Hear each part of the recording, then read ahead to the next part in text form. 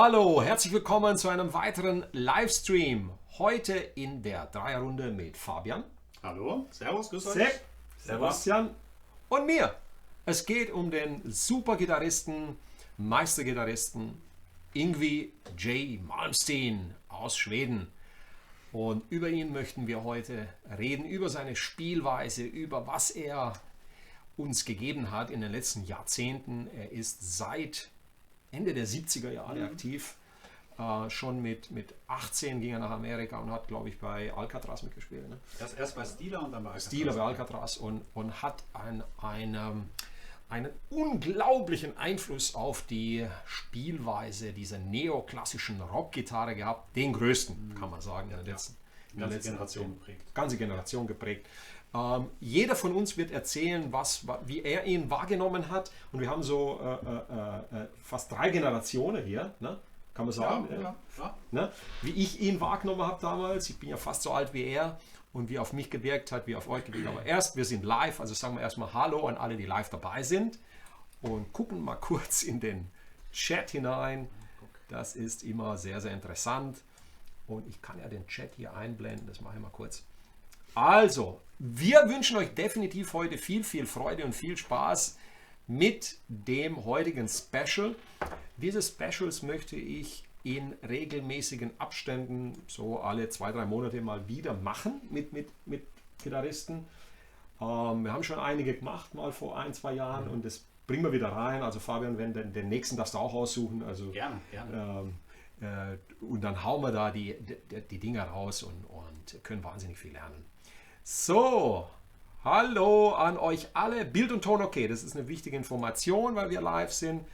Und herzlichen Dank. Ich wünsche euch jetzt, wow, was für Leute da sind. Ne? Siehst du mal.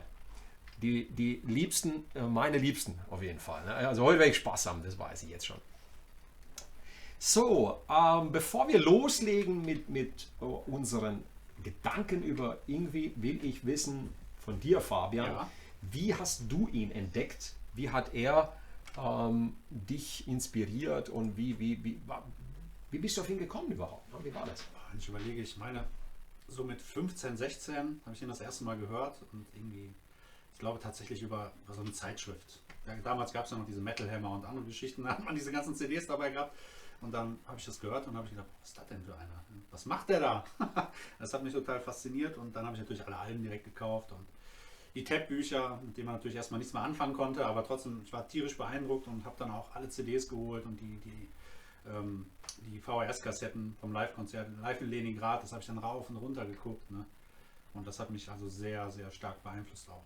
Ne? Ich dann tagtäglich, wollte dann auch Aussehen nicht, aber ich wollte so spielen wie er. Habe dann auch quasi damals mir eine Strat gekauft und das war dann auch so eine Eierschalen gelbe Strat und die musste es auch sein, obwohl der Verkäufer damals gesagt hat, in die Blau, die ist besser, nein, es musste die sein. Und dann habe ich natürlich versucht, alles so in die Richtung zu gehen und immer diesen Sound zu erzeugen und dann halt im Laufe der Jahre gemerkt, dass das Equipment natürlich, wie wir alle wissen, nicht so viel ausmacht, sondern das ist eher dann die Spielweise. Ne? Und wenn du dann halt mehr ins Detail gehst, lernst du halt immer mehr, okay, wie macht er das eigentlich und wie schlägt er an und solche Geschichten. Ne? Ja. Das ist sehr, sehr wichtig. Also so hat er mich geprägt. Ne? Sebastian, bei dir? Ich schätze mal, das dürfte durch den Unterricht bei dir gewesen sein. Wieso, echt? Bin mir sicher, doch. Ja? Da ging es um Technik und um Picking, um Fingerübungen, um Dexterity, ne, also Fingerfertigkeit und so weiter. Und dann haben wir da so ein paar Übungen dazu, hast du mir gezeigt, so diese klassischen Patterns, die werden wir nachher auch noch kennenlernen.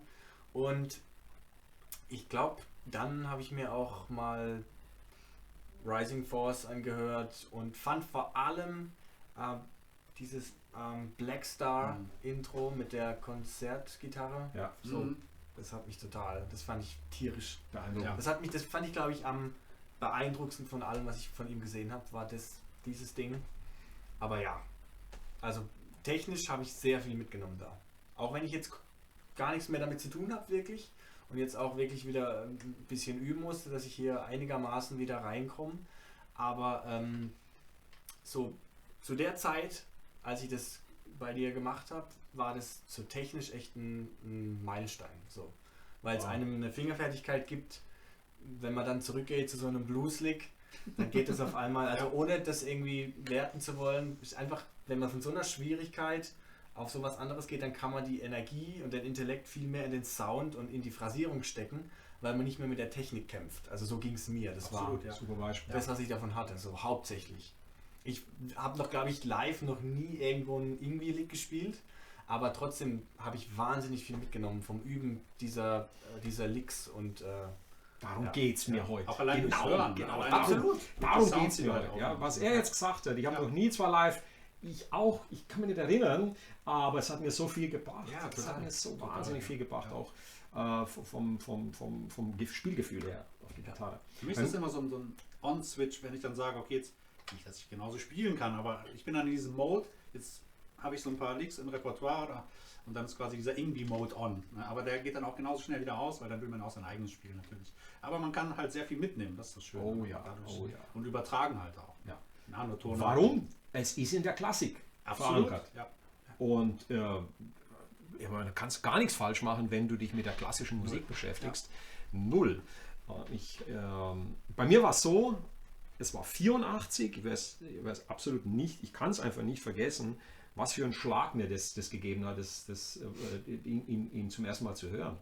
Mein Gitarrenlehrer hat gleich die Waffen gestreckt. Er hat gesagt, ich bin zu alt, das nicht. Aber wir hatten er hatte einen Freund, der jetzt ein bisschen älter ist wie irgendwie. Der war damals so Anfang 30. Und Nick Krakowski, falls du das Video hier siehst, liebe Grüße von mir. Er lebt in Los Angeles, ist dort ein angesehener Studiogitarrist. Und wir müssen den Nick anrufen. Wir haben das Album reingelegt, Rising Force. Und hatten Alcatraz schon gehört vorher. Und es war unfassbar, was er da abgeliefert hat. Ne? Und dann kam Rising Force. Und wir hören uns das an und ich konnte da nicht weiterhelfen, sagt er dann. Ne? Mein Gitarrenlehrer war so der Country Blues Typ. Ne? Wir müssen den Nick anrufen. Dann kam Nick und der wurde bleich. Das kann ich mir vorstellen. Der hat sich das angehört und Zu der der Zeit. hat die Farbe gewechselt. Der sagt, was ist los? Boah, kann ich das haben? Und ich sag, ja, okay. Und es war so, der wollte das war der beste Gitarrist damals, der wollte keinen Unterricht geben. Der sagt, ich habe keine Zeit, ich habe keine Nerven für Schüler. Ne? Und dann habe ich gesagt, wenn du die Aufnahme willst, dann hätte ich gern.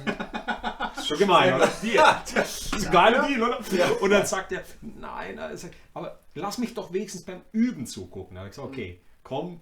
Und dann, das war schon das Beste für mich, beim Üben zugucken. Ne? Krass, ja. Ja. Und ich schwör's euch, er kam 6 Wochen später und hat den Song gespielt. Geil, Ja, er hat sich's rausgehört, hat es transkribiert, hat es rausgehört. Fokussiert und dann. Fokussiert und hat's. Und das war auch für mich dann der Beweis, okay, wir haben eigentlich geglaubt, es ist gar nicht spielbar. Ja? Und dann habe ich gedacht, okay, das ist spielbar. Dann habe ich mir das erste Booklet besorgt mit irgendwie Techniken. Dieses schöne Video. Ja, Now I play it slow. now I play it slow, genau. Aber es waren halt die Beispiele dabei und ich habe mich dann 1,5 Jahre damit auseinandergesetzt und es hat mir wahnsinnig viel gebracht. Absolut, ja. Ja. Das habe ich auch rauf und runter geguckt, dieses Video. Immer wieder und wieder Ja. und wieder und wieder und wieder.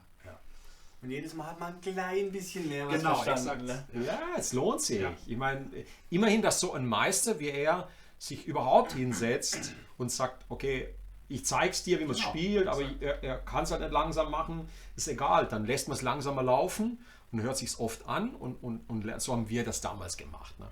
Ich meine, ich fände es auch klasse, wenn Joe Bonamassa mal das machen würde und sich mal hinsetzen würde und sagen würde, okay, ich gehe jetzt zu, was weiß ich, True Fire und hau mal da ein Video raus, ne? Wie Steve Vai gemacht hat. Und fand Der hat das super geil gemacht übrigens. Ne? Boah. Hammer, diese Videos sind genial. Ne? Sind Hast du absolut, Steve Vai du lernst ja. so viel, Ja. vor allen Dingen Seht zwischen auch, wie den er darauf Zeilen. kommt und die ganze Geschichte. Super, Super oder? geil, ja. Also, seht ihr, wir machen auch Werbung für Absolut. True True Fire, Fire. True weil es Fire, einfach Steve das ist das Beste. Steve Vai und Andy Timmons auch. Andy Timmons, dann der israelische Gitarrist, hilf mir mal. Oz. Osnoi. Osnoi. Ja, Osnoi. Wow. Einer meiner Favorites. Ja. Ja, Ja, ne? ja. Okay, super. Tommy Emmanuel auch. Okay, Alle. ja, alle eigentlich. Ne? Also, ich würde jetzt sagen, wir gehen mal in Beispiele rein. Ich habe das hier soweit vorbereitet, beziehungsweise Fabian hat es vorbereitet. Und wir möchten euch jetzt einige der Schlüsseltechniken zeigen, wie er es spielt. Und ich gebe jetzt an den Fabian weiter und lasse ihn mal erzählen, bevor wir da Beispiele spielen. Genau. Also im Grunde genommen, bei Ingi ist es so, dass er so spezielle Systeme auch hat, gerade wie er etwas spielt. Allein was den Anschlag angeht. Ich meine, viele kennen das ja, man legt seine Hand hier auf und dann spielt man die Seite an, ne, wie man das so kennt. Und ein großes Problem haben wir dann zum Beispiel, sagen wir würden jetzt 4 Töne spielen auf der Seite. Ja, dann spielen wir 1, 2, 3, 4. Und jetzt haben wir schon das Problem, dass bei vielen, wenn die das Pleck ganz parallel halten zur Seite, ich weiß nicht, was du so ein bisschen siehst, wenn wir spielen 1, 2, 3, 4, jetzt sind wir hier und dann sind wir gefangen an der H-Seite. Genau, den Deck, dann sind wir an der H-Seite gefangen. Ich mache nochmal langsam. 1, 2, 4. So, und jetzt würden wir quasi hier gegenstoßen. Ja? Und da haben wir dann schon ein Problem gegen die H-Seite. Deswegen macht er das so. Das nennt man dann Pixlanting, das heißt, man rotiert die Hand so leicht. Und das Plektron ist beim Aufschlag, geht das über die Seite weg, über die nächste. Das nennt sich dann Downward Pixlanting. Ja, oder? Also du spielst jetzt beispielsweise... Genau, sagen wir, ich spiele mal das erste Beispiel einfach vor. Noch kein Sound. Mal. So, wenn ich das jetzt langsam spielen würde, dann würde ich im Prinzip ab, auf, auf. Das ist mein erster Block, das heißt, ich habe 4 Töne. Wichtig ist auch, wie man sich hinterher orientiert. Weil wenn ich an diesen Lauf denke, dann denke ich nicht da, sondern ich denke bap, bap, bap, bap. Ich denke eigentlich nur an 3 Töne. Und zwar den ersten, mit dem ich anfange, dann und dann und dann wieder der letzte. Also wenn ich es ganz langsam üben würde, wäre es quasi so. Okay. Sorry, nicht ganz richtig. So Ja, wäre es genau ja. richtig. Exakt. Und die Hand macht im Grunde genommen das so, dass sie einfach nur dem rhythmischen folgt. Klar, man übt jetzt langsam 1, 2, 3, so würde man es theoretisch üben. Aber so würde man es nicht, also ich zähle es zumindest nicht so. Ne? Und ich glaube, ab einem gewissen Tempo wird das auch unheimlich schwer, dann überhaupt nachzuvollziehen. Ne? Da hat man quasi diese sogenannten Landmarks, sage ich jetzt mal, wo man dann drauf landet, wo man sich orientiert an der Zählzeit. Immer auf den Schlag praktisch. Genau, exakt. Wenn du Metronom anmachen würdest, würdest du dich dann halt auf die Viertel konzentrieren. Ich lasse das mal laufen kurz. Genau. Okay. Spiel das mal. Soll ich das spielen? Ja. Nochmal. Wäre das dann, wenn ich es langsam spielen würde? Man betont auch unbewusst immer den ersten so ein bisschen mit, dann hat man die Orientierung halt. Ne? Weil wenn man alle gleich laut spielt, dann wird es, glaube ich, ziemlich schwer, auch dann das Tempo zu halten. Je schneller man wird, desto Ich weniger reduziere Kraft mal auch, hier ne? das Tempo jetzt auf 120. Genau. So, und dann hört man das nochmal besser. Genau. Was man hier eigentlich hört, finde ich, ist bam, bam, bam, bam. Das würde man hören. Okay, okay. Also so orientiere ich mich halt.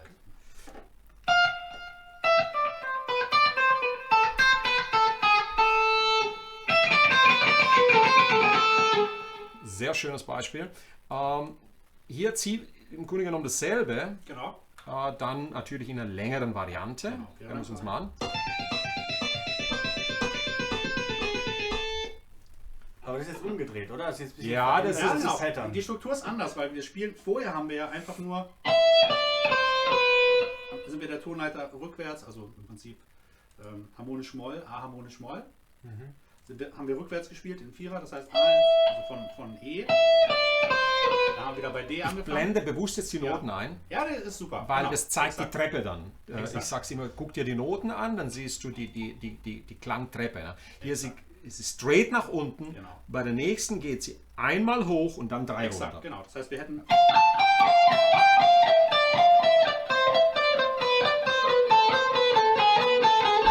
Wenn es dann halt schneller ist. Das wäre dann halt der Lauf. Wie gesagt, da als Orientierung auch. Ich finde ganz wichtig, wenn man diese Sachen übt, mir hilft das, wenn ich drüber nachdenke, dann verkacke ich den Lick. Ja, ist normal. Das heißt, der muss automatisch laufen. Man übt den so oft und lange, dass man eigentlich gar nicht mehr drüber, man weiß, wie es klingt, wie dieser Sound ist und danach orientierst du dich dann. Ich habe es immer so gemacht, dass ich es wirklich im Schneckentempo, um das Gefühl dafür zu kriegen, wo sind die Töne, damit das alles automatisch läuft. Ja.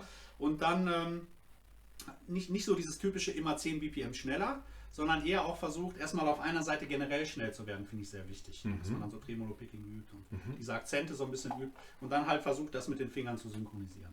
So. so war halt mein Weg. So, mein Ding ist sehr interessant übrigens, was du jetzt gesagt hast.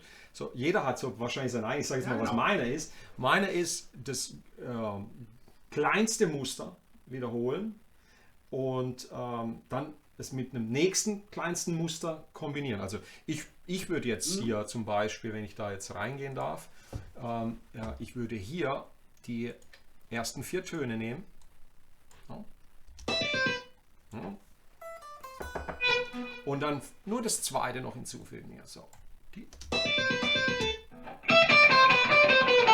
Und dann das wiederholen. Ja. Und dann das auf Tempo bringen. Und dann packe ich noch eins dazu. Ja, auch sehr gut. Und hier, das ist so meine Art, das funktioniert nicht bei jedem. Das ist nicht bei jeder Geschichte funktioniert das. So, wenn ich hier jetzt reingehe.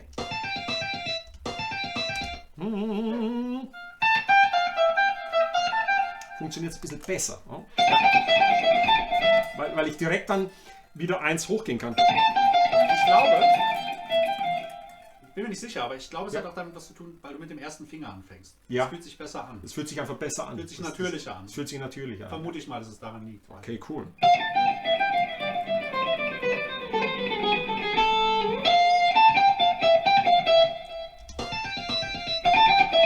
Und natürlich kannst du dann wunderbar in Guitar Pro das auch loopen und es dann entsprechend üben.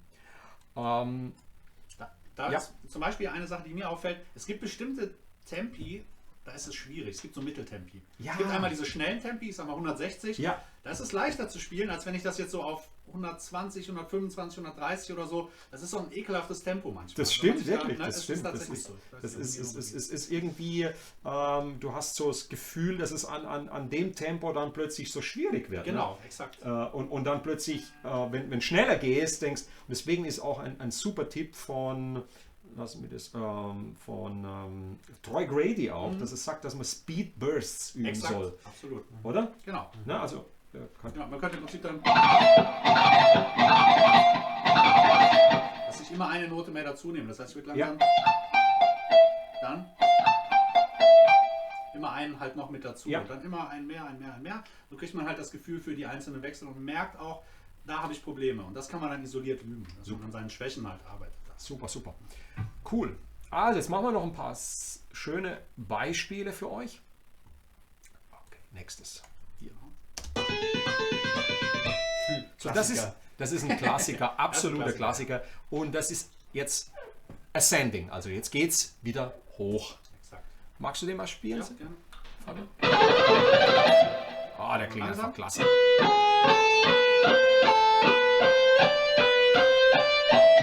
Wow. Im Prinzip die Tonleiter aufwärts. Was ich hier auch wichtig finde, also was mir aufgefallen ist, der erste Finger, dass der nicht zu viel hin und her springt, sondern ich will versuchen, den von Anfang an aufliegen zu haben. Das heißt, möglichst liegen lassen, wenn es geht. Weil, was ich beobachtet habe, zumindest bei mir, wenn ich diese Sachen exakt, damit der Finger nicht so extrem springt. Ja, es gibt viele, die können das, ohne Probleme, aber ich habe damit Schwierigkeiten, dann klingt es unsauber. Und dann frage ich mich, kann doch nicht sein, die rechte Hand funktioniert doch, die linke einigermaßen, dann liegt es manchmal daran. Das wäre halt so ein Ding. Okay, ich gucke mal auch, wie es sich bei mir anfühlt. Also das ist eine gute Empfehlung. Das ist einfach nur schön. In dem Beispiel führt ja der Zeigefinger auch. Absolut, Blätter, genau. Ne? Dann kann man da richtig gut hinterherrutschen. Nochmal? Ne? Was denn? In dem Beispiel führt ja der Zeigefinger. Der Zeigefinger da führt, auch, ja. Ne? Genau. Also das ist praktisch. Na, ich gehe ja. Ja, Das genau. ist mein erster und da kann man dann sehr schön. Cooles Beispiel, Ascending. So, Genau. ihr werdet natürlich schon jetzt entdecken, dass die ganzen Beispiele nach klassischer Musik klingen. Ja, der Grund ist ganz einfach. Die Inspiration von Yngwie und was ihn inspiriert hat, war natürlich halt mit 6 Jahren, glaube ich, angefangen mit Geige. Stimmt das? Oder noch? Nee, hat er Geige überhaupt? mit 5 Jahren hat er eine Geige bekommen, Okay, bekommen. aber er hat nicht so wirklich Begeisterung dafür gezeigt. Aha, okay. Ein Jahr später zu seinem Geburtstag, am 6. hat er so eine polnische akustische Gitarre, habe ich heute noch durch Zufall gehört, hat er dann bekommen. Dann ging es so langsam los, aber eigentlich erst so richtig mit der E-Gitarre als an Jimi Hendrix Todestag. Das haben ja viele, ne? Satriani auch. Ja, Viele haben diese Erleuchtung dann quasi gehabt Ja. und das hat ihn dann fasziniert. Ja. Und ein großes Role Model für ihn ist auch Richie Blackmore. Ja, absolut. Natürlich, der auch stark aus der Klassik inspiriert ist. Aber also ich habe gehört, er hat Ja. so in der Familie war viel Klassik und Ganz- da hat er ganz viel Klassik Exakt, gehört auch. Genau. Ne? Das Also waren alles Künstler in der Familie. Die Mutter war, glaube ich, Landschaftsmalerin und der Bruder hat auch Gitarre gespielt. Da haben sie sich auch gebettelt am Anfang und er hat irgendwann dann aufgegeben, weil der irgendwie halt so viel Fortschritte gemacht hat. Ne? Und ja, so war das, glaube ich. Super, super. Und ja, man hört also viel Paganini. Er sagt, dass er alle Capricen geübt hat von ihm, weil es natürlich das Hardcore überhaupt ist. Ja, auf Hölle, der ne? Hölle. Hölle. Das ist das richtige Wort. Es gibt auch, glaube ich, das 24. hat er, glaube ich, mal aufgenommen. Irgendwas Kann hat sein, er, ja. könnte sein. Bach hört man sehr viel, Vivaldi, Chopin. Er zitiert ja auch sehr viel. Ja. Ne? Wenn bestimmte Geschichten sind quasi 1:1 übernommen und die hat er in seinen Songs eingebaut. Ne? Ja, tatsächlich. Okay, super. Easy String Changes. aber er war der Erste, der das so auf einer Gitarre gemacht hat. Das ne? ist auf das, einer auf eine E-Gitarre. E-Gitarre, genau. Das war Also- der erste und das hat halt auch diesen Sound halt ausgemacht. Also ganz konsequent auch. Ja, ganz konsequent. Ganz konsequent. Okay, magst du soll ich mal dieses Beispiel uns angucken?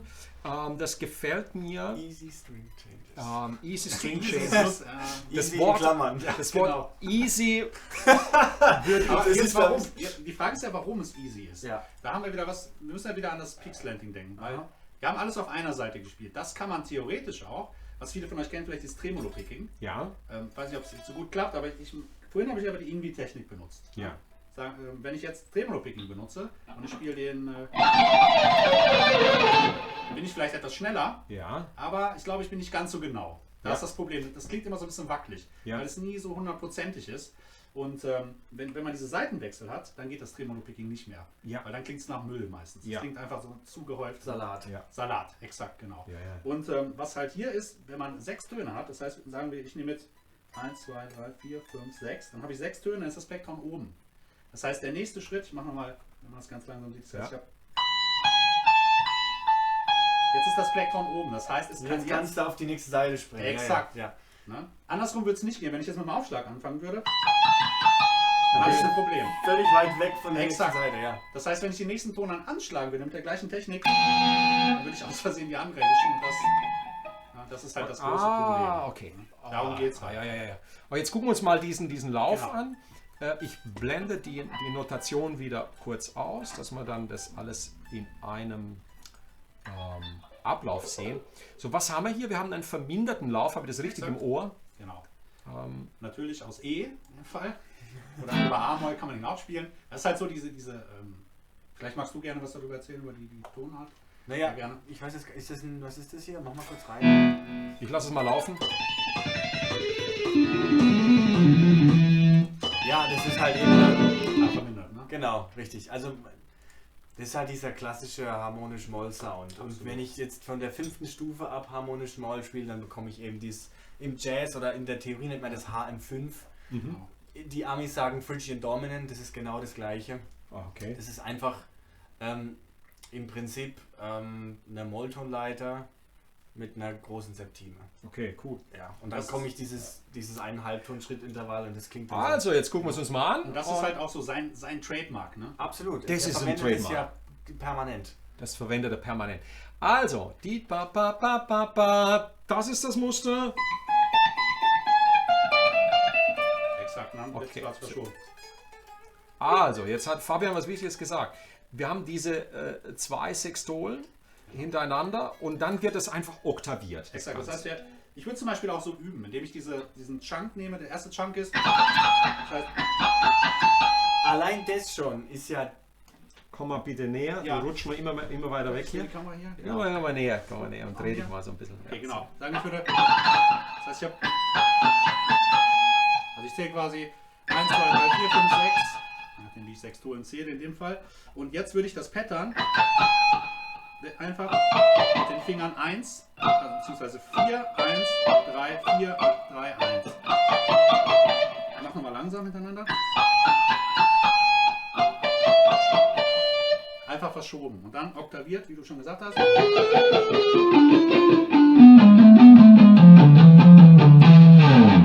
Ja, Okay, probiere ich das auch mal. Genau, probier mal.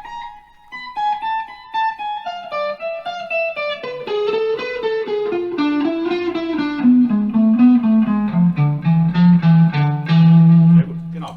Und find extrem wichtig, also wenn wir mit der Downward Pixelanting Technik arbeiten, ist, dass wir mit dem Abschlag anfangen, weil sonst gibt es, wie gesagt, ein Desaster. Ne? Lass mich gucken. Ja. Genau. Wobei du siehst ja, ich mache ja diese Technik nicht. Ne? Du, genau, ich du- bin der ich wollte jetzt Exot Macht hier. Aufschlag, ne? Ich wollte jetzt auch gerade- ein Exot in der er Runde, ne? macht's genau wie ich, nämlich Ja, sorry. Ich mache einen Aufschlag. Ja. er macht es Genau. genau wie ich, nämlich reines Economy Picking. Das ist was anderes als Exakt. Downward Pixelanting. Man könnte aber auch, wenn man es umdreht, wenn man mit dem Aufschlag anfangen möchte, einfach Upward Pixelanting, das heißt genau das Gegenteil. Wahrscheinlich mache ich Weil dann- das. Ja. Genau. Dann geht es nämlich. Das geht auch. Das ist halt nur Ja. umgedreht. Okay. Also Genau. wir verwenden hier Anglizismen, okay, da müssen wir aufpassen. Nicht jeder versteht das. Richtig. Upward Pixelanting Ist dann ist, dass man das, ich gehe mal in diese Aufnahme, dass ihr das sehen könnt. Das bedeutet, dass das Plektrum nach oben gekippt ist und downward ist es nach unten gekippt. Und wie Fabian das erklärt hat, beim Wechsel auf die nächste Seite liegst du dann mit dem Plektrum entweder unterhalb oder oberhalb der Seite, je nachdem, mit welcher Technik du anfängst. Ne? Und im einen liegt es mehr mit der einen und im anderen mehr mit der anderen Technik. exakt. Okay.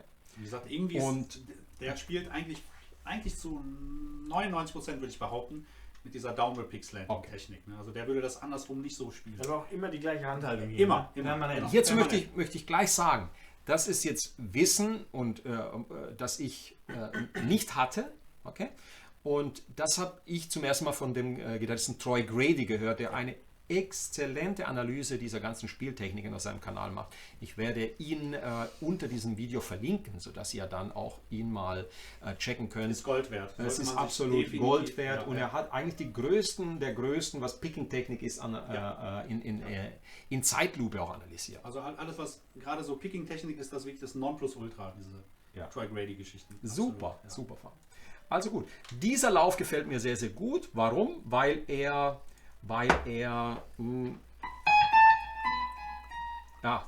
andersrum.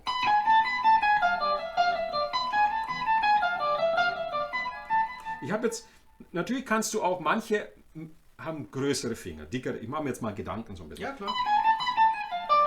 Na klar, Fingersatz ist ein bisschen Also persönliche Sache. der Fingersatz ist eine persönliche Sache. Also wenn sie hier zu eng ist für diese Geschichte, mach so.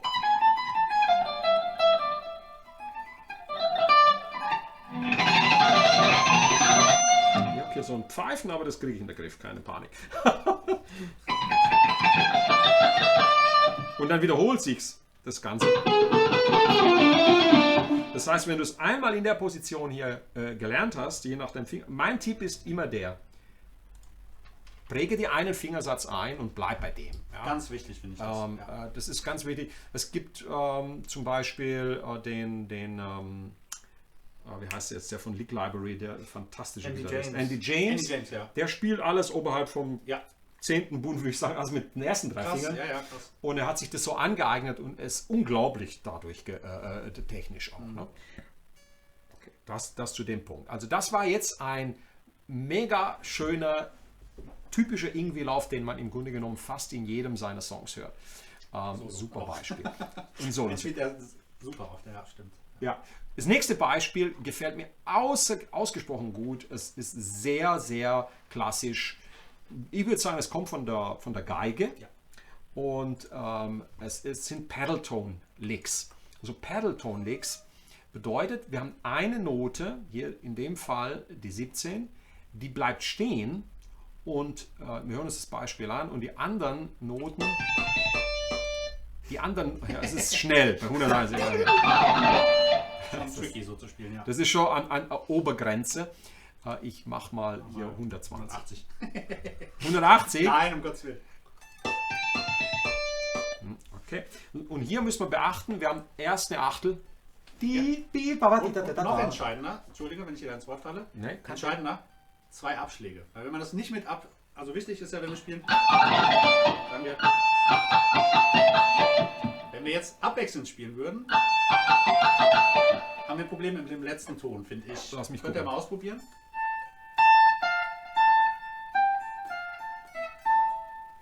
Ja, ne? Tatsächlich. Ja. Perfekt. Und diese Pedalton-Geschichten haben mich wahnsinnig gemacht bei NG, weil da hatte ich genau dieses Problem. Warum klappt das nicht? Ja, und dann sind es manchmal die einfachen Dinge, wo man denkt, ja klar, du hast ja eine Achtel vorher. Ja. Entweder er macht es bewusst oder unbewusst. Er könnte ja, Ja. auch direkt Ja. durchspielen. Ja. Aber er lässt den ersten länger stehen, das hat ja auch einen schönen Effekt. Ja. Ich vermute mal unbewusst, aber dadurch hast du halt Zeit auch. Und die Zeit, die du gewinnst, dann kannst du es halt auch spielen. Ne? Die Erklärung, ne, dass eine Note stehen bleibt, Exakt. ist die richtige. Und die, Genau. die erzeugt diesen klassischen Sound. Exakt. Und hier haben wir ein paar schöne Beispiele noch von ihm. Also das nächste Beispiel dann. Man hört auch ganz klar, wie es in der Tonleiter dann runtergeht. Und dann. Und das nächste. Und dann wie es auf. Die, da, da, da, Genau, da. exakt. Okay, machen wir alle am Stück.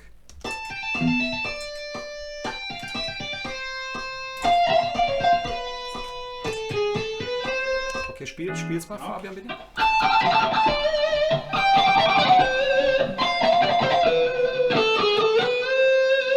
Sehr, sehr schön. Man sieht genau, die ersten beiden Schläge sind Abschläge. Das ist wichtig. Ich werde das genauso üben. Ich hab das so nicht gespielt, gebe ich ganz ehrlich zu. Aber jetzt gefällt mir das richtig gut. Okay, nee, das sind Pedaltone Licks. So, wenn du jetzt so einen Lick hast, wie den ersten hier, ne? Bleib auf dem, trainier den gut und dann fallen dir die anderen leicht. Ja. Pack nicht zu viel Information gleich rein, versuch Genau, nicht genau. alle vier, sondern, oder? Nur den ersten erstmal üben. Erstmal den Das ist der ersten so, üben. exakt. Dasselbe ist mit der Geschichte von vorhin. Erst dieses Muster, weil der Rest wird dann einfacher, weil du es oktavierst. Du gehst einfach jeweils in Oktavenschritte. Was ihr auch probieren solltet, also Schritten was ich runter. gut finde, Ja. spielt es durch die Tonleiter einfach durch. Wenn zum Beispiel, das ist keine super, Ahnung, A-Dorisch oder was weiß ich, worauf ihr Bock habt und spielt dann genau das gleiche Muster einfach durch. Ja. Das macht Sinn, weil dann lernt man ja auch musikalisch ein bisschen was. Unglaublich kreativ werden, wenn Ja. du dich mit dieser Thematik beschäftigst. Super. Okay, was haben wir als nächstes? Even Number String Changes. Genau, da haben wir wieder das gleiche Konzept. Ich kann ja erstmal spielen. Ja. Langsam. Achtet mal auf die rechte Hand.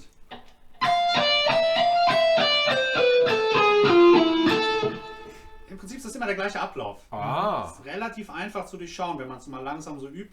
Und deswegen Even Numbers String Changes, weil wir haben ja hier 1, 2, 3, 4, 5, 6. Jetzt ist das Plektron oben. Ja. Das heißt 6 Töne. So, jetzt haben wir 4, sind auch gerade. 1, 2, 3, 4. Plektron ist wieder oben. Jetzt haben wir 2 auf der nächsten Seite. Und dann ist das Plektron wieder in der Luft und den letzten Abschlag. Das heißt, immer wenn wir eine gerade Zahl haben, können wir die mit dem Abschlag anfangen und dann die Seite wechseln. Geht jetzt darum, wann wechseln wir die Seite. Und Ja. wirklich die meisten seiner Licks, also nicht nur die meisten, sondern eigentlich, zumindest da, wo er ständig anschlägt, haben dieses Konzept. Ansonsten wird er Pull-Offs benutzen. Das machen wir aber später. Genau. Super schönes Beispiel. Spiel's bitte nochmal. Ja klar. Super schön. Okay, jetzt wird es für mich richtig schön, weil ich liebe diesen Song. Dieser Lauf ist so schön. Wir hören uns den mal an jetzt. I'll see the light tonight. Wir haben wieder das Verminderte. Ist das Tempo okay? Das ist ziemlich, also das. Wir Ziemlich hatten viel Sebastian, Spiel. was wolltest du sagen? Wir hatten es ja vorhin schon drüber. Ja. Das ist eine der trickiesten, finde Ja. ich, so Bin ich auch. einfach von der Architektur her, wie der liegt für die Finger, ist der echt tierisch schwer. Aber es ist super Übung. Und da will ich auch wieder einfach das erste Ding nehmen und einfach mal. Genau. Und dann muss man es ja nur noch die Tonleiter runter spielen Exakt. eigentlich. Schwierig ist halt auch der Seitenwechsel. Auch wenn das jetzt 4 Töne sind, ab, auf, und dann kommt wieder ab, auf. Trotzdem ist dieser Sprung. Also ich finde ehrlich gesagt die linke Hand hier schwerer, weil wir halt wir haben hier zweimal, wir haben hier 1, 4, 3, 4. Das ist Und ekelig. der Zeigefinger muss muss sofort hoch. bei der nächsten Seite Man sein. könnte es ja theoretisch auch so üben. Kurz überlegen. Okay, ist gar nicht so einfach ohne. So könnte man es auch üben, indem man nur den ersten Finger dann durch diese Position schiebt. Wow. Könnte man auch versuchen, vielleicht hilft das. Also auch ich empfinde das auch als ganz typisch Geige. Absolut, ja. Und dort ist natürlich die Geschichte, dass der den Bogen durchzieht. Ja, genau. Und es ist halt auf der Gitarre. Exakt. Es ist für mich eine der schwierigsten Geschichten hier. Ich finde das auch den schwierigsten Lick eigentlich. Ja. Obwohl das Tempo gar nicht so rapide hoch ist wie manche andere Dinge, aber trotzdem durch diesen Lässt du den Seitenwechsel. Zeigefinger liegen? Das wollte ich gerade sagen. Also ich versuche es. Eigentlich schon. Also ich Aber versuche man es. wird sehr verleitet, ihn zu Ja, lüpfen. absolut. Weil es entspannt Ja, ein bisschen. ja. Ist es schlimm, wenn ich ihn lüpfe? Solange du keine Nebengeräusche erzeugst, eigentlich nicht.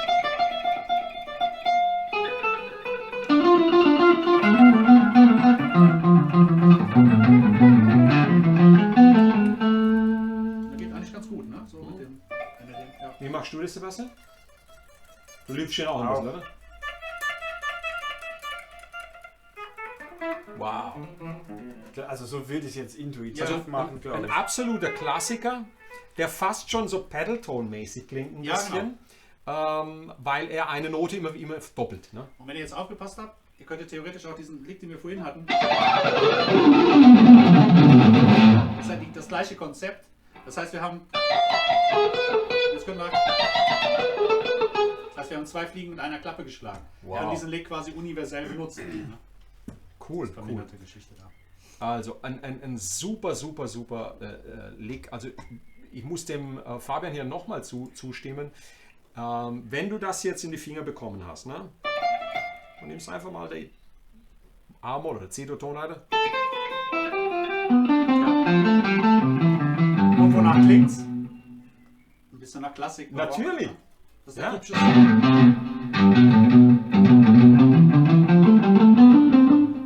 Super Fingerübung. Bei mir war das so. Sind das Vögel gerade? Ja, irgendwas. Wie toll ist das denn? Frühling Die kommt. Malmstenvögel. Die Malmsten. Ja, Die haben wir angelockt. Das ist so süß, oder? Das ist gemeint, ne? Oh, ist das Musik. süß. Oh. Ah, wir haben hier Frühling, ne? Obwohl es schneit heute. Das ist ja süß. Sehr witzig, ja. Das ist ja herrlich. Ich hoffe, man hört es ein bisschen. Ne? Bei mir war es so, ich hab dann festgestellt, nach ganz kurzer Zeit, und das ist jetzt wieder für euch, für dich, für deine Motivation, ich hab festgestellt, was für unglaubliche Vorteile mir das Üben dieser Patterns und dieser klassischen Dinge gebracht hat. Also meine Technik hat damals mit 2021 den größten Sprung, weil ich habe nach den 2 Jahren am besten gespielt. Also technisch war es dann... Krass, bei mir war das gar nicht so. Ich habe erst jetzt so in den letzten 3 Jahren oder so erst technisch bin ich etwas höher gekommen. Vorher waren diese Dinger undenkbar. Ja. Erst seit dieser Troy Grady-Geschichte und dieser Orientierung, seitdem erst. Vorher Wow. nicht. Vorher war das immer halt dieses Ja, Tremolo-Picking. Ne? ja. Ja. Ja. Hab ich mich mal mit Also durchgewogen. ich sag's nochmal, das Picking bei mir war eigentlich Aldi Meola, der mich Ja, gut. so im Grunde genommen, ich habe es gesehen und habe gedacht, Friday Night San Francisco, gedacht, wenn der Mann es schafft, das so zu picken, warum soll ich es nicht schaffen? Ne? Und es hat lange gedauert und es waren viele Übungen. Ja. Mein bester Tipp war, ich habe einfach Melodien genommen und habe die...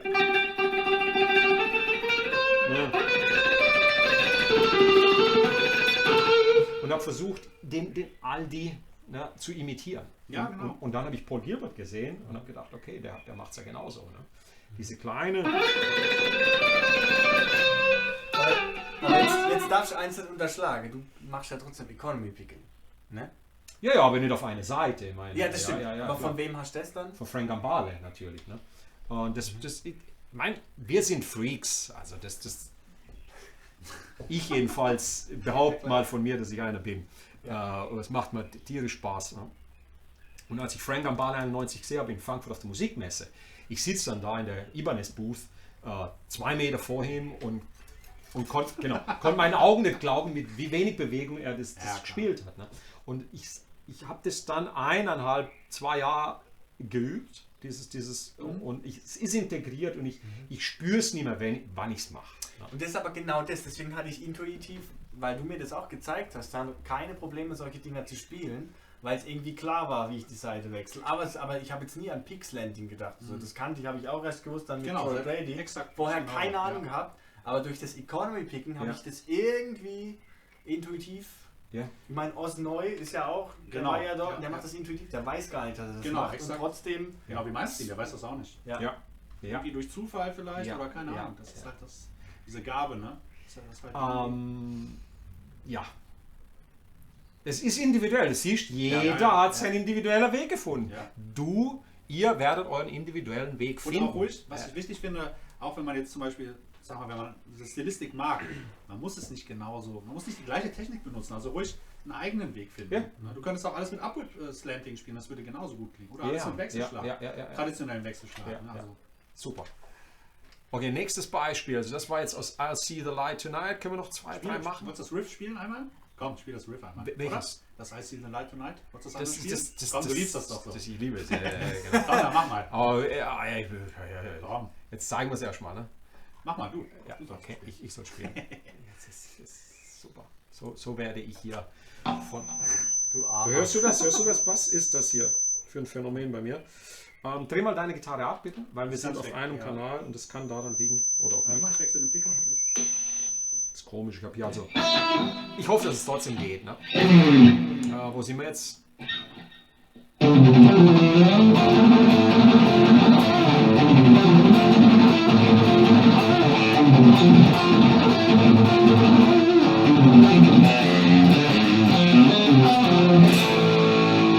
Also, Ja.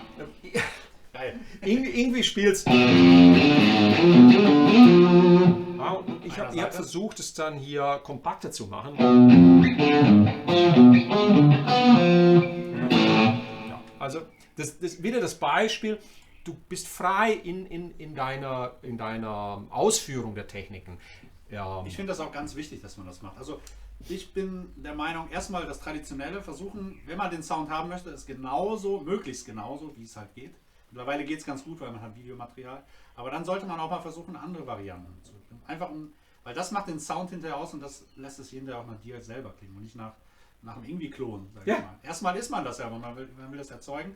Und wenn es in ein eigenes Spiel übergeht, einfach versuchen, andere Wege zu finden, die dir vielleicht sogar leichter fallen. ja, ist das klasse. Also das fällt mir leichter, weil ich habe jedes Mal Genau. im Unterbewusstsein gedacht, okay, wenn jetzt ein Halbton verrutschen, habe ich das Ding Das ist so versemmelt. ein Ding, darüber darfst du nicht nachdenken, wenn du spielst. Ah ja? Auch so, Das- diese Verminderung. Oh, da kommen nachher die Beispiele Oh, mit, ja, den, ja. mit den Arpeggios. Ja. Oh, wenn da nachdenkst, dann bist du weg, oder? Ja, ja. Da bist du sofort weg. Verloren. Also, klassisches Beispiel hier, wunderschön. Spiel's auch mal bitte einmal für mich, sei so lieb.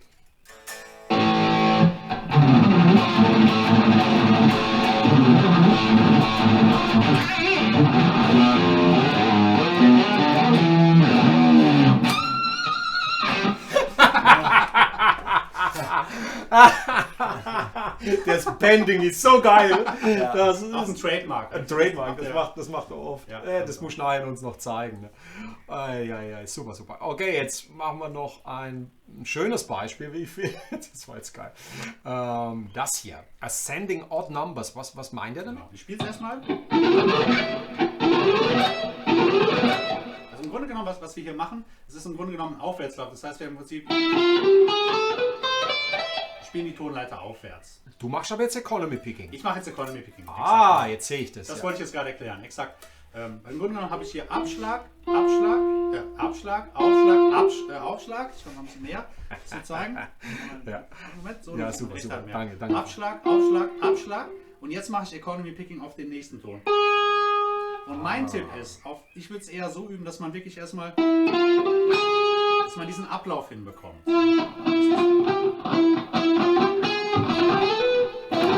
Okay, da kommt mir, jetzt bin ich natürlich gut drin. Jetzt tu mal Ja, du genau. nicht so, als würdest du das gerade üben. Übt er das Ich wollte es gerade sagen. Jetzt lachen Sie mich aus, weil mir die Scheiße, Da hat das liegt mir natürlich.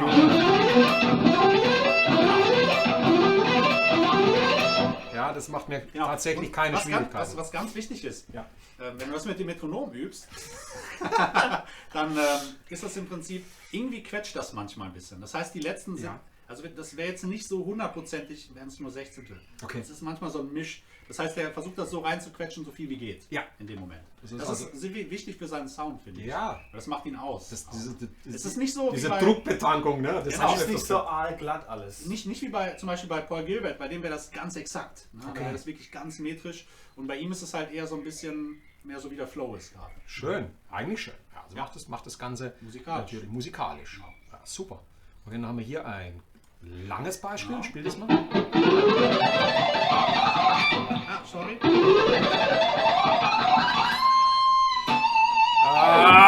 Sehr geil. Sehr Genau, geil. das ist eigentlich im Grunde genommen so ein Aufwärtslauf kombiniert. Das heißt, wir haben wieder das gleiche Pattern wie eben. Bis hierhin ist alles gleich. Ja. Und der letzte Ton, jetzt wird es wichtig, deswegen habe ich den letzten Ton nicht gespielt, weil jetzt spielen wir wieder die Sequenz wie am Anfang. Dreh dich mal ein bisschen. So, Genau. ja.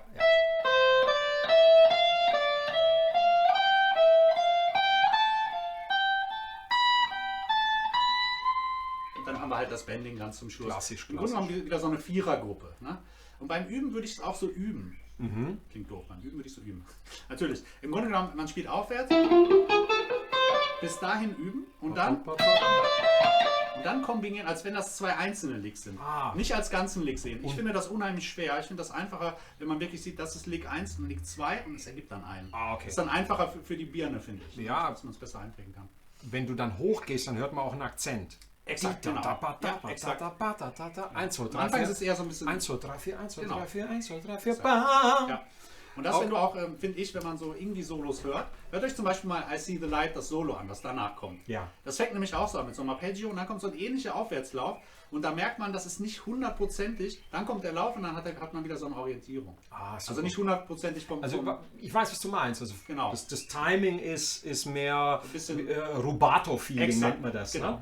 Ne? Und dann geht er aber in das Exakte. Dann geht das in das Exakte über. Wer das auch noch macht, ist Key Marcello Ja. von Europe. Genau. Der hat das wunderbar in seinen Läufen. Dieses, sei halt mal langsam oder mal einbremsen und dann ganz super schön durchgezogen. Ja. Ne? Gefällt mir auch sehr gut. So, cool. Und Steve Luke, der macht das. Oh ja, der macht das auch. Blackstar. Was ist Da müssen das? wir erst den davor machen, sorry. Ja.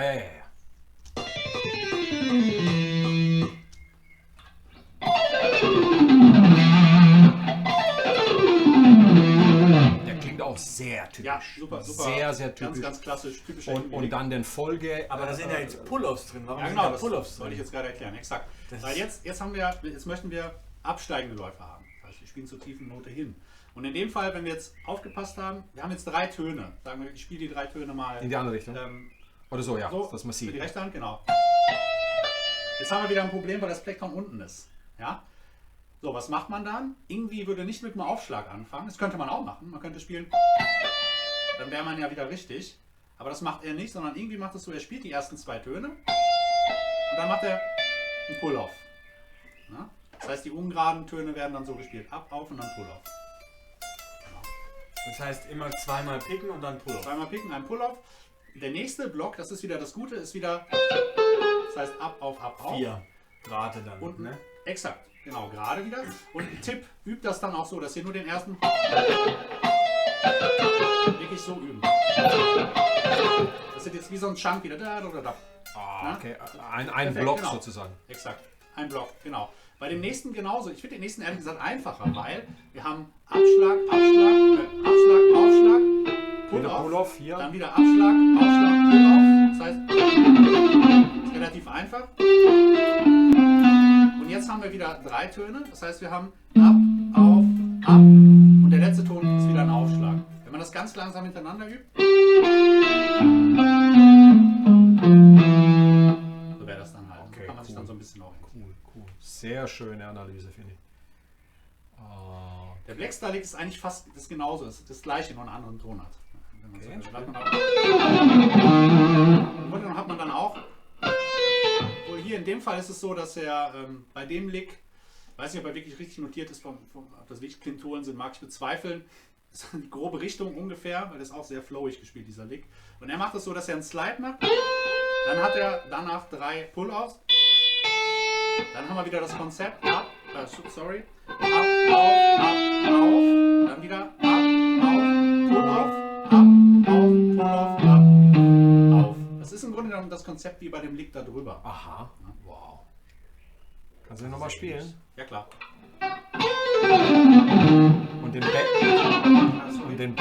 Und den Band am Ende. Nee, nee, das ist ja der nächste dann. Okay, Das dann ist ja geht's weiter. von Blackstar. Okay, Weil im Grunde genommen das halt, ja. sorry, Genau. okay. Alles gut. Super. Cool, okay, das machen wir hier mal. Genau. Jetzt dieses Beispiel noch. So, bevor wir jetzt zu den Arpeggios gehen, die sehr, sehr viel in seiner Spielweise ausmachen, will ich, dass du über das Vibrato kurz was sagst Ja. und über sein Bending. Genau. Also das ist was ganz Tolles. Das ist auch sehr, sehr wichtig bei Mimes. Im Grunde genommen, es helfen dünne Seiten. Ich habe jetzt mal vor 1-2 Wochen habe ich mal Achter ausprobiert. Das ist geil, gerade für diese, wenn ihr diese Ruhe macht. Dafür ist das sehr gut, ist leichter, weil man hat halt ein leichteres Gefühl. Ne? Mit Zehnern wirst du sterben, das spreche ich dir. Also besonders im Standard-Tuning, das ist die Hölle. Ne? Dieses weite Vibrato mit Zehnern, da musst du echt schon sehr viel Kraft aufwenden. Und ich glaube, Kraft in meinem Stil ist der falsche Weg. Ne? Weil er spielt sehr geschmeidig, wenn du ihn beobachtest, sieht nie aus, als ob er arbeitet. Das sieht total bequem aus.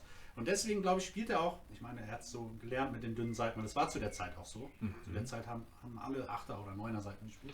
Und das hilft, wenn du etwas dünnere Seiten hast. In dem Fall heute habe ich hier zum Beispiel auf der Gitarre, weil es Standard-Tuning ist, 9er drauf. Ja. Normalerweise spiele ich 10er im Standard-Tuning. Ja. Aber da würde ich dieses Vibrato, die Seite wahrscheinlich nicht so gut hinbekommen. Weil wenn du die Seite hast, er hat auch ein sehr, sehr schnelles, gleichmäßig, aber er macht jetzt nicht so ein langsames, sondern eher so ein heftigeres. So ne? schön, oder? Genau, und dann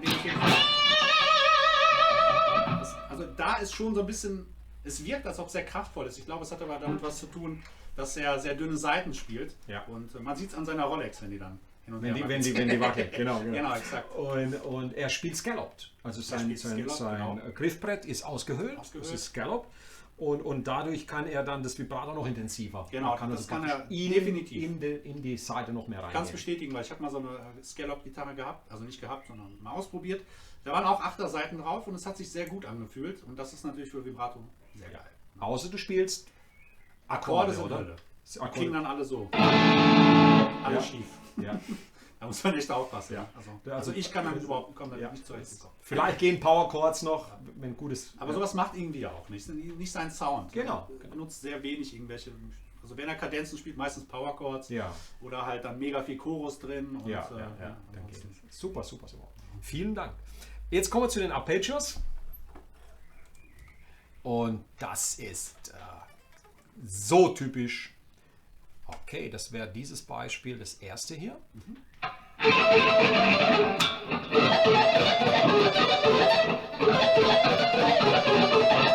Im Grunde genommen,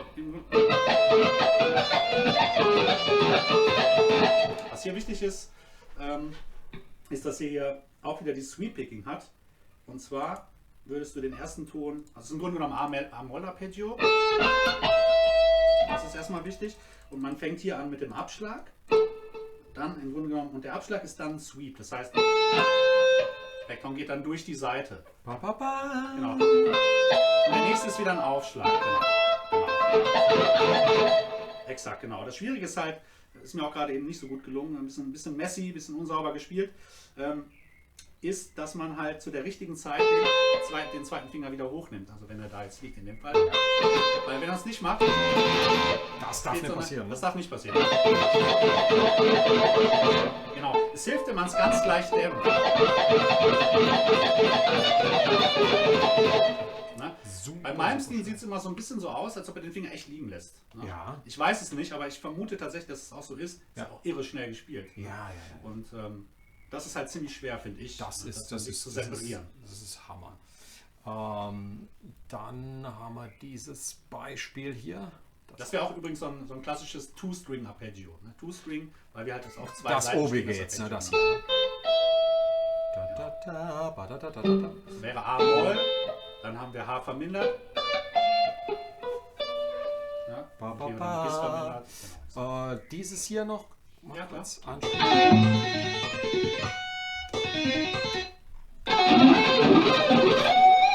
Auch ganz typisch. Und hier sieht man auch wieder die Sweeps. Hier sieht man die Downstrokes, Upstrokes mit Pull-Off. Exakt, im Grunde genommen ist es so, wir würden den Aufschlag, wir fangen diesmal am Aufschlag an, richtig? Du rutscht noch so weit weg. So, warte, so sieht man es besser. Ja, Moment, ja. Wir machen jetzt erstmal die rechte, dann ist am einfachsten. Alles cool. Würde Aufschlag spielen, Pull-Off, dann wieder ein Aufschlag. Das heißt, dafür ändert sich die Hand auch gar nicht. Fühlt sich ganz natürlich an. Dann ist das Plektron über der G-Seite und dann sweepen wir einfach nur durch dieses Shape.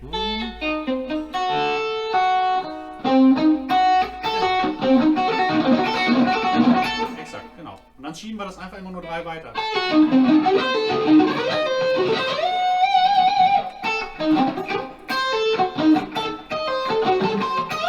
Exakt, und jetzt kann man überlegen, wie man den Fingersatz wählt.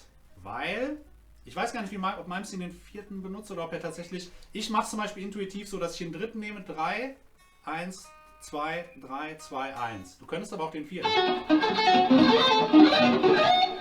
Okay, lass uns mal gucken, wie ich das mache. Na? Probier mal.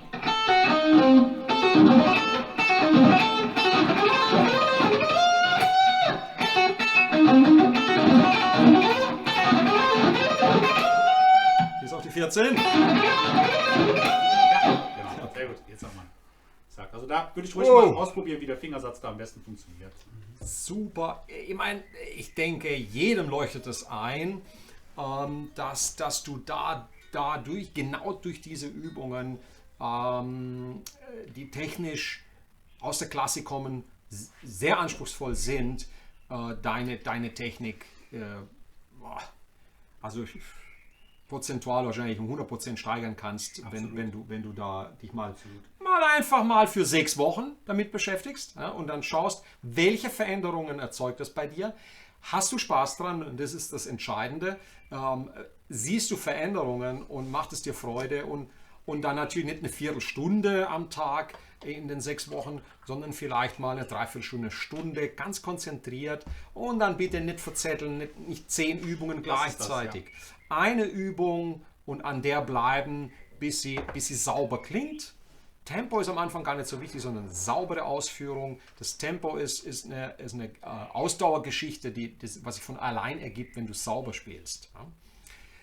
Wow! Meine Erfahrung ist auch, gerade bei diesen Dingen, du musst, wenn du dich, also finde ich, wenn man sich da so reinsteigern will, du diese Technik gut beherrschen will, musst du schon davon träumen. Das heißt, du musst es echt so intensiv üben, dass du nachts aufwachst und du weißt genau, das ist die Übung und die spielst du. Also wenn du es wirklich verinnerlichen möchtest, ich habe das jetzt so in den letzten Wochen zum Beispiel so gemacht, dass ich wirklich fast nur irgendwie gehört habe, irgendwie geübt habe. Ja. Mit seiner Frau weiche ich nicht aus, okay. Aber auch seine Biografie nochmal gehört habe und einfach so ein bisschen auch da reingelebt habe, um wirklich möglichst viel da mitzunehmen. Ne? So. Finde ich wichtig, wenn man das macht. Das ist so meine Erfahrung, das bringt am meisten. Ja. Der Fokus wieder. Ne? Ja. Wie bei allen Dingen, Fokus ist der Schlüssel. Klasse. So, schön. Was haben wir hier noch? Reden wir nicht. Trilogy Suite Opus 9. Ja. Okay, das ist Sehr komplex. sehr komplex hier. Ich würde sagen, das Beispiel müssen wir jetzt nicht auch noch machen. Ich würde noch ein paar Riffs, oder? Ja, würde ich sagen. Oder, warte mal, lass mir das nochmal kurz anchecken. Das ist auch, das gefällt mir sehr gut hier. Ein schönes Ding, ja. Okay. Wenn du das noch kurz zeigen könntest. Ich muss das jetzt spielen? Gleiche Technik. Das ist Spaß. Ehrlich? Ja, Nicht alles Sinn? gut. Alles Spaß. Die gleiche. Das ist die gleiche Technik.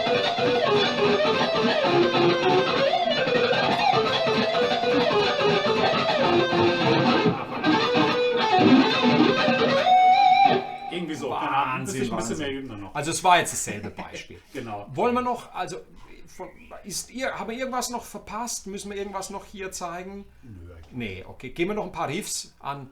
Da habe ich jetzt einfach noch ein bisschen Bock drauf. Wie sieht's aus mit dem hier? Ja. Ja, geht Willst der? du oder soll ich? Nee, mach du den mal. Okay.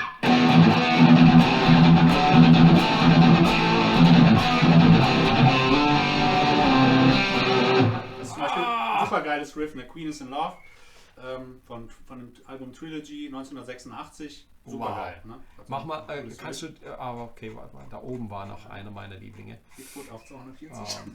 Auf 2 war es? Nee. Okay, ja, genau, dieses Beispiel noch, Fabian. Demon Driver. Ja, kann ich aber auch nur den Anfang, glaube ich.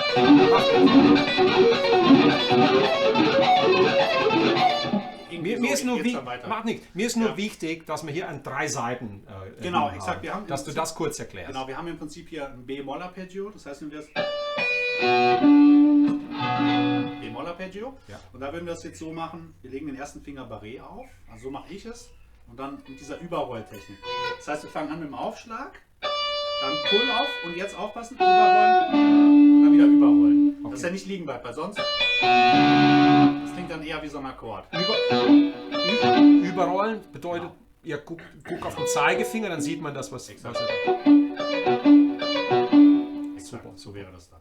Okay, das Beispiel. Und der nächste, was ich Ja. aufgesehen habe, ich spiele den nächsten, spiele ich so, indem ich den ersten auch als Barré habe. Nicht? Weil wenn ich sonst wechsle, dann müsste ich mich hier lösen. Das ist Ich ziemlich. mach diese Geschichte. Okay, du machst ja. die. Habe ich vorher auch gemacht, aber ich finde, das ist einfacher. Tatsächlich, ja. Oh, jetzt lerne ich wieder was. Ist das ganz.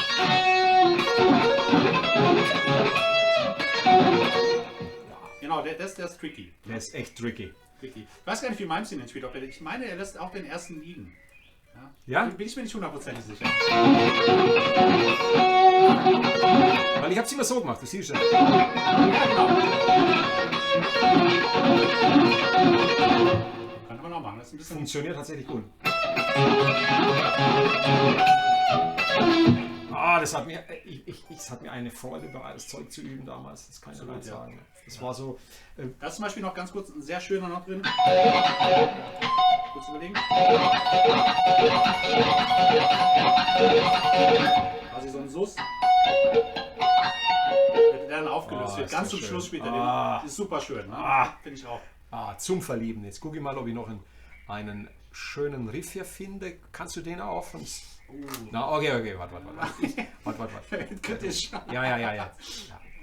Also, muss dazu sagen, das ist ja auch Material, wo Fabian uns einen Videokurs vorbereitet, Genau. wo er dann Da muss ich noch ein bisschen üben, ja. und dann, wo wir dann ganz im Detail auf Genau. ihn eingehen, ne? Mit seinen wichtigsten Techniken. Ich glaube, wir haben so ziemlich alles gezeigt. Odyssey, Rising Force, den spielst du mal aber noch, Ja, oder? das wird genau.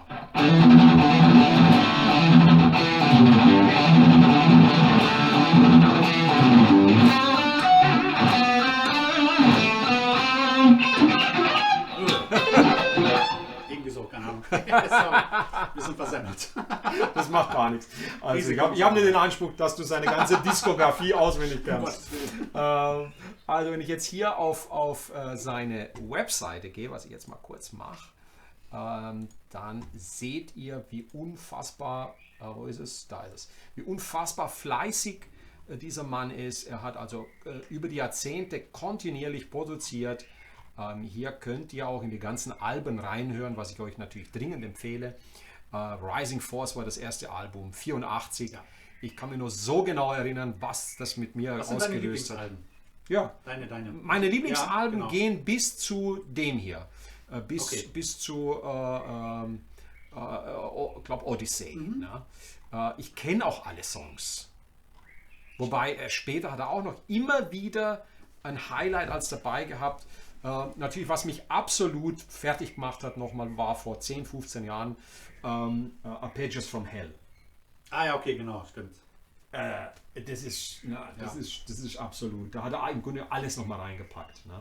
Was würdest du den Leuten empfehlen? Sagen wir haben welche Leute dabei, Ja. die vielleicht noch nie so richtig Malmsteen gehört haben. Und was wäre so deine Empfehlung? Was Meine Empfehlung wäre erstmal die klassischen Alben hören, nicht die Live-Alben. Direkt anfangen mit Black Star und einfach chronologisch die ersten 4 Alben die anhören.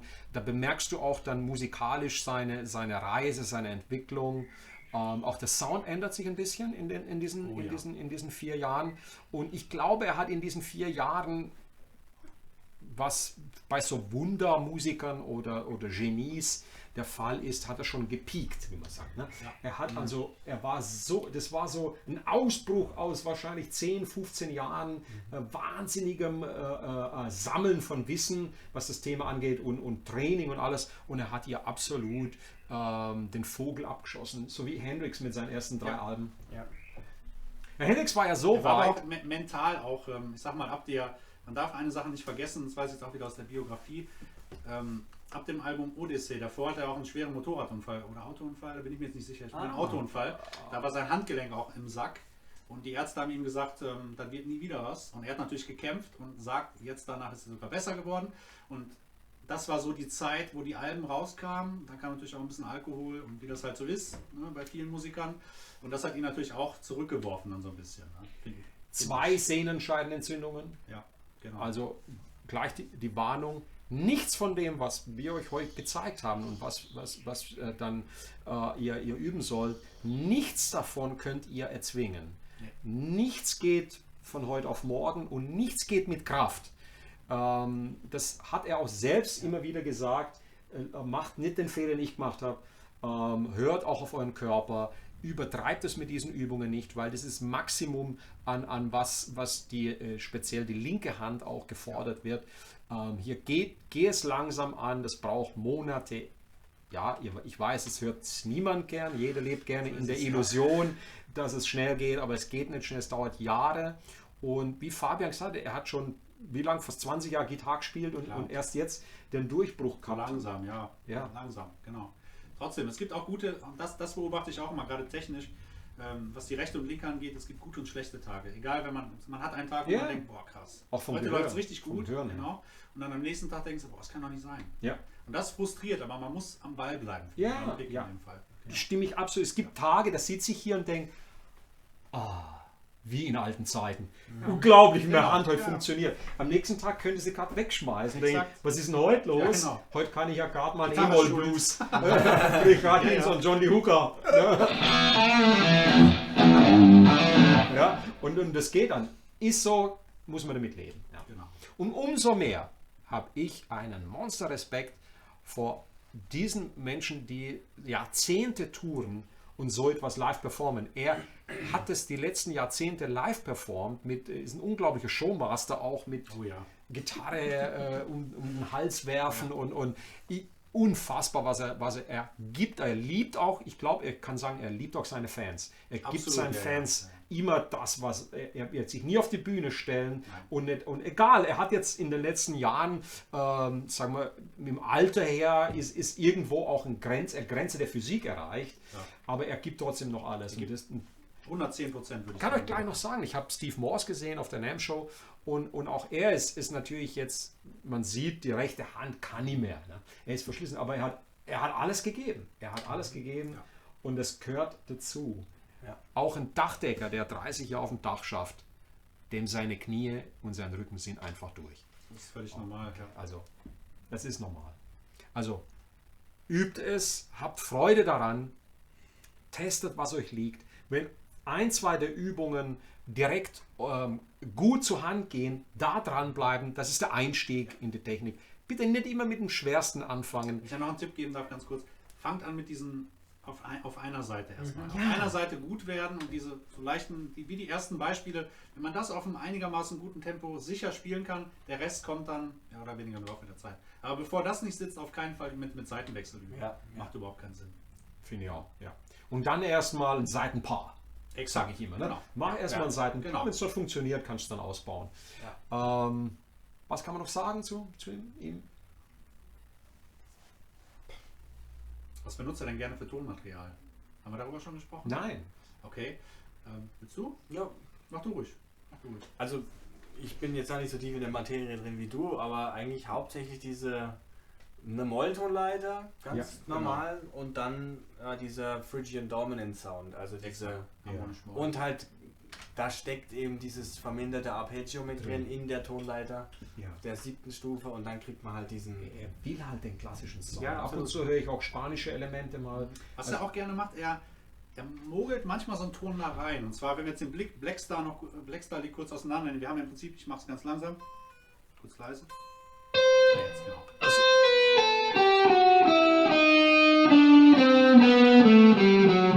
Wenn wir das jetzt mal analysieren würden, welche Töne da drin sind, würde uns auffallen. Mag es einer von euch machen? Dann sagen wir hätten jetzt, wir werden jetzt hier quasi E. Genau. E. Was haben wir jetzt? Jetzt spielt er. Waren das jetzt alle von harmonisch Moll oder war da noch was anderes mit drin? Da ist die Kirchentonleiter, was du da jetzt... ja, es ist quasi so ein Mix. Er mixt das sehr oft. Ne? Okay. Auch wenn er so Tonleiter, sagen wir, würde jetzt zum Beispiel, keine Ahnung, wenn er sowas, sagen wir, er würde zum Beispiel eine C-Dur-Tonleiter spielen. Bräuchten wir eigentlich den Ton, richtig? Ja. Er mogelt aber den noch rein. Das merkt man gar nicht, weil der halt...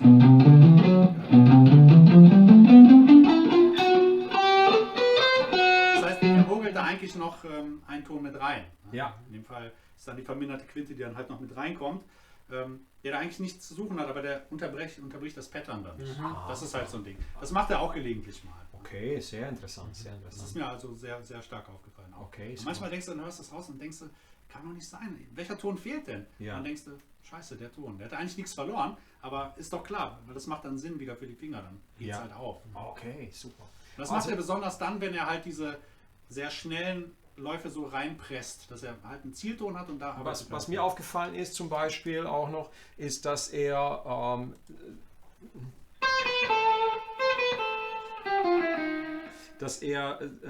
drei Töne auf einer Seite und dann Ja. 4 auf der nächsten Exakt. mit dem Slide Stimmt, ganz macht. ja, Also ja. diese 7 Töne sind auch ein Trademark von ihm, was dann am Anfang sich, vielleicht kannst du das mal zeigen, Ja, als im Beispiel. Grunde genommen, wenn man dann hier 3, 4 und einfach eine Oktave. Ja, Genau. also nochmal. Exakt. Und wenn du es übst, fühlt es sich erst komisch an. Ja, genau, total. Ja? Und dann ist so im mittleren Tempo noch blöder. Und Ja. dann irgendwann denkst du, oh, jetzt hau ich mal das Ding raus. Ne? Und dann denkst du, und plötzlich und dann hast du wie ein Wasserfall plötzlich. Genau, exakt. Denkst, okay, jetzt weiß ich, warum ich es geübt habe. Ne? Und also diese 7 Ton-Licks von ihm, die sind sehr wasserfallmäßig und die habe ich eigentlich nur bei ihm gehört. Exakt. Ja. Macht auch gerne, wenn er so aufsteigende Läufe hat. Nehmen wir dann hier. Das heißt, du hast 1, 2, 3, 4, 5, 6, 7, 1, 2, 3. Wenn der erste Tonleiter 7, aufwärts. ja. Genau. Diesmal fängt er mit dem Aufschlag an. Ab. Sorry, ich gehe mal in Ja, die machen wir mal Aufnahme. kurz. Das heißt, Aufschlag, ab, auf, ab und dann Sweep, auf, ab.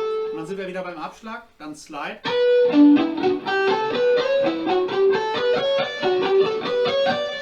Klasse. Und das klingt super. Klasse, Im klasse. Grunde genommen Also- halt auch ein anderes Gefühl, wenn du diese Siebener spielst. Ein bisschen Material wird noch übrig bleiben für den Videokurs, oder? Würde ich sagen. Auf jeden Fall. Ja. Also, das sollte euch jetzt die Begeisterung für Yngwie Malmsteen, hoffe ich, mehr wie ausreichend geweckt haben. Ich werde jetzt mal kurz in den Chat noch reingucken. Ja, genau. Und ich habe auch schon einiges von ihm gemacht. Wenn ihr die Suche im Kanal verwendet, dann könnt ihr auch noch einige Patterns und Tonleitern und Tipps finden, die ich die vergangenen Jahre auch mal von ihm gemacht habe. Aber die heutige Geschichte war mir sehr wichtig. Es hat mir sehr, sehr viel Freude bereitet. Ich meine, wir könnten Ja. da stundenlang noch weitermachen über diesen großartigen Gitarristen. Aber jetzt gucke ich mal in den Chat noch rein. Hier, das sind wir im Chatboard. Ja, das ist mal hoch machen hier nochmal Live-Chat und so. Okay, da sind jetzt Spammer unterwegs. Sehe ich gerade. Echt? Ja, ja. Okay. Die müssen wir einfach mal blocken. Wenn da ist als Quatsch drin, ne? Picking mit Herzchen. Okay. Ja. Mila Sex Chat, das ist ja interessant. Ne? I love Sex Chat. Waren wir richtig jetzt im Livestream? Also egal. Ich übe seit 14 Monaten C-Tonleiter mit, ich habe in dieser Zeit meine Geschwindigkeit. Oh, das ist ja interessant. Mila Sex Chat, join me. Tab-Foto. Die spammt ja alles zu, ne? Sind wir im richtigen Livestream? Ja, das finde ich ja ganz nett, Livecams ne? online oder? Live, ja. Wie wär's mit einem Banhammer? Ja. Krass. Okay. Ja, ist alles voll Spam. Also dann werden wir das einfach jetzt mal ignorieren. Das gibt es natürlich als auch. Aber das kann man hier einfach mal so Nutzer auf diesem Kanal ausblenden. Und dann verschwindet der.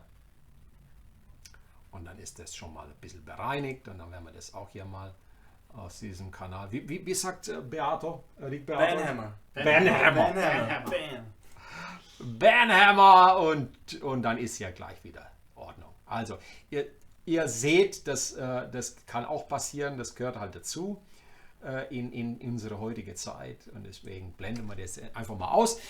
Wir bedanken uns bei euch, dass ihr live dabei wart. Ich hoffe, es war für jeden etwas dabei. Dann darum geht es, vor allen Dingen, dass ihr den Mut fasst, euch mit dem Thema zu beschäftigen. Fangt mit kleinen Schritten an und übt es mal 6 Wochen. Ja? Und schaut mal, was es mit eurer Technik, mit eurer Spielweise macht. Das war unsere Session mit Fabian. Vielen Dank, hat super viel Spaß gemacht. Herzlichen Dank, mein Lieber. Danke euch. Sebastian. Und ich freue mich, dass ihr dabei wart. Das war Ingrid Malmsteen, Analyse, Technik, Spielweise. Man könnte noch viel, viel mehr sagen. Auch soundmäßig, er ist klassisch unterwegs. Strat und Marshall. Also das kann man alles nachlesen, werden wir auch verlinken. Herzlichen Dank an euch alle. Bis zum nächsten Mal. Ciao. Ciao. Ciao. Und ja, bevor du gehst, wäre super, wenn du hier auf dem Kanal die Glocke läutest, sodass du informiert bist, wenn wir wieder live sind. Und natürlich, wenn du ein Abo hinterlässt, wäre das wunderbar. Herzlichen Dank.